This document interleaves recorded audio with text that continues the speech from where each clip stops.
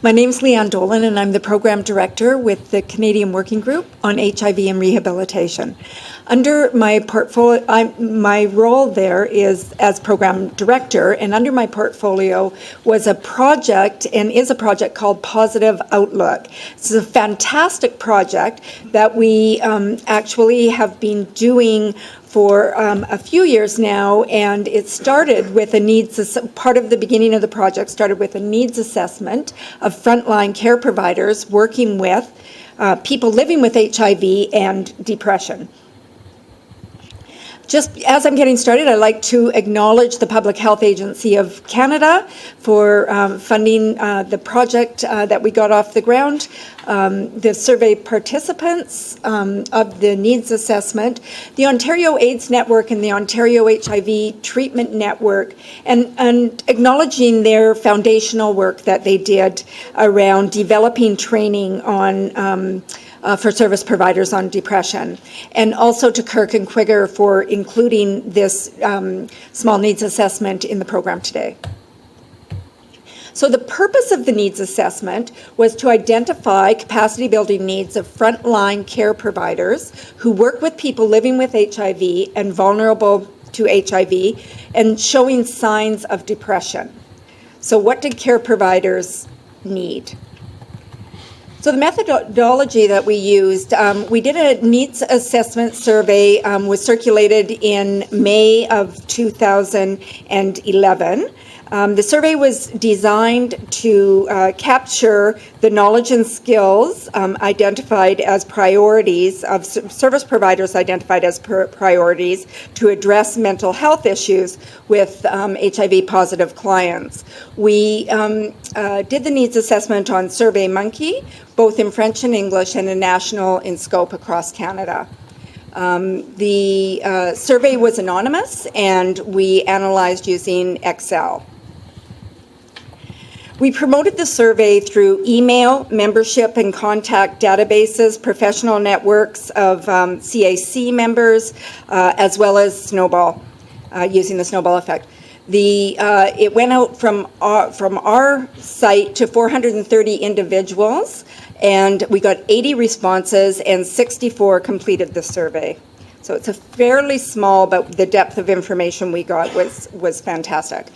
So I'm just going to go right to results, and what we found was that the top three by a long shot of mental health issues that frontline care providers who responded to the survey found, 100% were seeing people with anxiety, 98% with depression, and 88% with addiction. They were the top three, and they were outnumbered the other ones by, as I said, by quite a margin.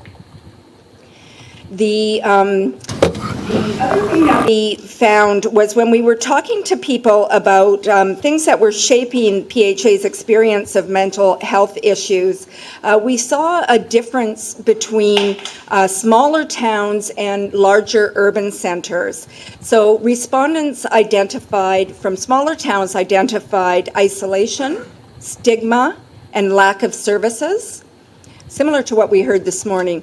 All of the urban centers identified trauma and post-traumatic stress disorder, also similar to what we heard this morning.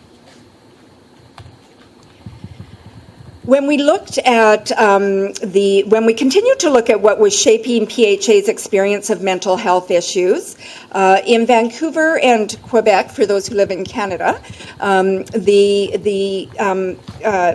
main things that were impacting or shaping PHA's experience was drug use and addiction, homelessness, fatigue and poverty, and in Toronto, Vancouver, and Ottawa, immigration, and also identified newcomers as a population with unique mental health issues. So when we asked around the provision of mental health services, and did their organizations or where they were working provide those, 48% did offer specific mental health services, 40% did not offer specific mental health services. Those of the 48% who did offer the services, 78% referral, 75% one-on-one counseling, 67% informal supports, and those informal supports included things like clothing, food bank, so that they were doing some of that support while they were doing other forms. And then 54% support groups and 54% peer support. So when we asked about previous education and training around mental health and depression, we found that 45% did receive specific training around it, and 45% did not receive any training. So of those who did receive the training, 49% indicated that the training was sufficient for them to be able to respond to the needs of their clients or the people they were seeing, where 31% indicated that the training was not sufficient to the level of needs that were being that they were seeing in their day-to-day practice. So for the 45% who did not have training, we asked them why they didn't have training in the workplace, why there was no mental health training in the workplace. So 60% said it was limited to staff time or resources, and those resources by large were financial resources. Lack of training resources to use or distribute. And then it went down from there. There was 11% that indicated there was no demand, that they weren't needing that training for mental health. So when we asked about the possibility of training needs, as we were moving forward with a project that was called Positive Outlook, 94% of respondents indicated that they would be interested in further training or workshops. They, as was brought up this morning by, I believe, Stephen Karpiak, basically they were saying we don't have time to wait. The more information staff have, the better our understanding, then the better we can serve our clients. And also a quote, "It's a complicated issue that we face daily.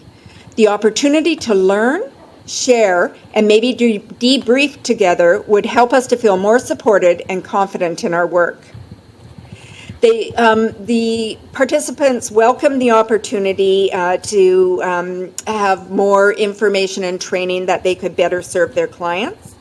So the data that we gathered from this needs assessment was used to inform the training program that we took across the country called Positive Outlook, and that training program was again built on the already existing training that the OAN and the OHTN had developed.